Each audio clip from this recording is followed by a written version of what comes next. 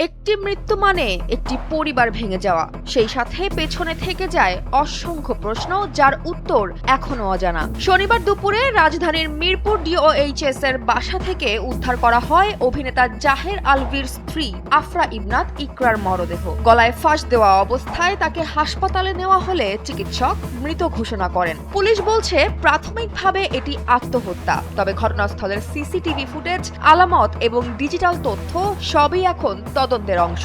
গণমাধ্যম সূত্রে জানা গেছে, ঘটনার সময় দেশে ছিলেন না আলভী, শুটিংয়ে ছিলেন নেপালে। সেখান থেকেই তিনি জানান স্ত্রীর মৃত্যুর খবর তাকে মানসিকভাবে ভেঙে দিয়েছে। কিন্তু প্রশ্ন উঠছে অন্য জায়গায়। ঘটনার আগের দিন ফেসবুকে দেওয়া এক রহস্যময় পোস্ট করেন জাহের আলভী। পোস্টে তিনি লেখেন, ভুল করলে মাফ মিলে কিন্তু মুক্তি মেলে না। সেই পোস্টের একটি কমেন্টে তার স্ত্রী প্রতিক্রিয়া জানান, যেখানে ছিল অভিযোগের ইঙ্গিত, আবেগ এবং চাপা ক্ষোভ। এবং এরপরই আকস্মিক এই মৃত্যু। শুধু তাই নয়, সামাজিক মাধ্যমে আলোচনা এসেছে সহকর্মীর সঙ্গে পোস্ট করা ছবি, সেই সাথে দাম্পত্যে টানাপোড়েনের গুঞ্জন আর সম্পর্ক ভাঙনের সম্ভাবনা। তাহলে কি এটি নিছক আত্মহত্যা, নাকি মানসিক চাপ, সম্পর্কের সংকট, অথবা আরো কোনো অজানা কারণ লুকিয়ে আছে এই মৃত্যুর পেছনে? এর উত্তর এখন খুঁজছে পুলিশ। ময়নাতদন্ত রিপোর্ট, ডিজিটাল প্রমাণ আর তদন্তই বলবে আসল সত্য।